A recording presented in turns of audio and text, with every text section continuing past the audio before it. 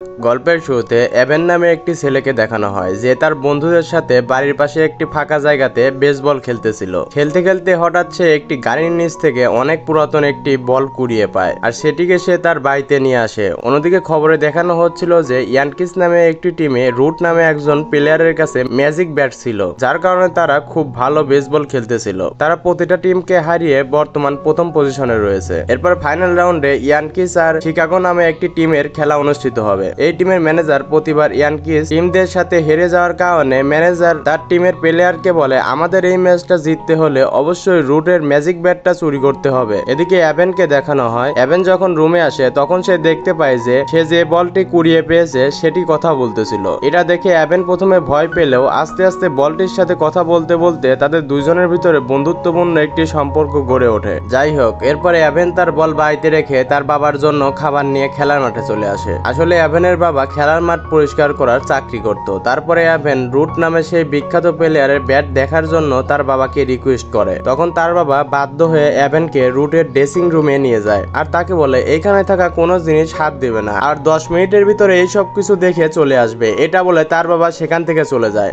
এভেনের বাবা মানা করার সত্ত্বেও এভেন একবার হলেও রুটের ব্যাটটা টাচ করে দেখতে চায়। তখনই সেখানে একটি গার্ড চলে আসে আর এভেনকে সেখান থেকে চলে যেতে বলে। পরের দিন সকালে এভেন দেখতে পায় খেলার মাঠের প্রধান তাদের বাড়িতে পুলিশ নিয়ে এসেছে। এরপরে এভেন তাদের কথা শুনে জানতে পারে যে কালকে রাতে রুটের ম্যাজিক ব্যাটটা চুরি হয়ে গিয়েছে। তাই খেলার মাঠের প্রধান এভেনের বাবাকে চাকরি থেকে বের করে দেয়, কারণ এভেনের বাবাই শুধু সেখানে ছিল। এভেনের এইসব দেখে খুবই খারাপ লাগে। তখন বলটি এভেনকে বলে রুটের ম্যাজিক ব্যাট হয়তো তার অন্য একটি টিমের প্লেয়ার চুরি করেছে, যাতে রুটের টিম ফাইনাল রাউন্ডে হেরে যায়। এরপরে এভেনেরও মনে পড়ে যে তার বাবা তো একাই সেখানে ছিল, কিন্তু গার্ড সেজে যে তাকে চলে যেতে বললো সে তাহলে কে ছিল। এভেন সব প্লেয়ারের ছবি বের করে চেক করতে থাকে। তখন সে দেখতে পায় শিকাগো টিমের প্লেয়ার গার্ড সেজে ব্যাটটি চুরি করেছে। এভেন ঠিক করে চুরি করা ব্যাটটি সে একাই উদ্ধার করে আনবে। তারপরে এভেন প্লেয়ারটিকে খুঁজতে খুঁজতে রেল স্টেশনে চলে আসে আর সেখানে সে প্লেয়ারটিকে দেখতে পায় আর তার পিছু করতে করতে সে একটি ট্রেনে উঠে পড়ে। তারপরে লুকিয়ে কোন রকম করে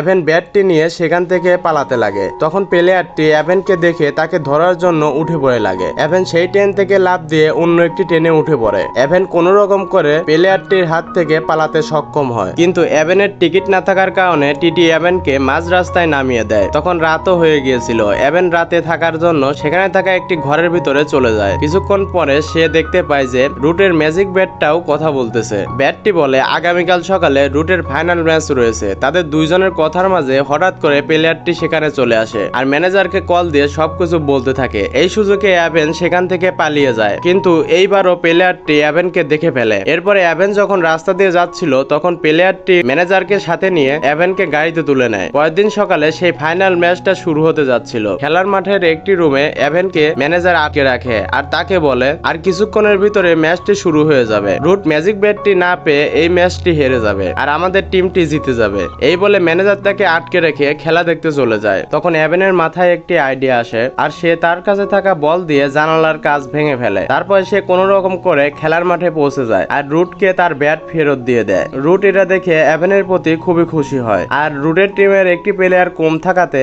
রুট এভেনকে তার টিমে খেলতে বলে। তখন এভেনও রাজি হয়ে যায়। মাঠে পড়ে থাকা এভেনের কথা বলা বলকে আজকের ম্যাচের বল মনে করে এভেনকে বল করতে থাকে। এভেনও কথা বলা বল আর কথা বলা ব্যাট দিয়ে অনেক ভালো খেলতে খেলতে রুটের ম্যাচ জিতিয়ে দেয়। এভেনের মা বাবাও সেখানে চলে আসে আর এইসব দেখে খুবই খুশি হয়। অন্যদিকে দেখা যায় ব্যাট চুরির জন্য ম্যানেজারকে পুলিশ ধরে নিয়ে যায়। আর এই মুভিটা এখানে শেষ হয়ে যায়। সবার সুস্থতা কামনা করে আজ এখানেই বিদায় নিচ্ছে। আল্লাহ হাফেজ।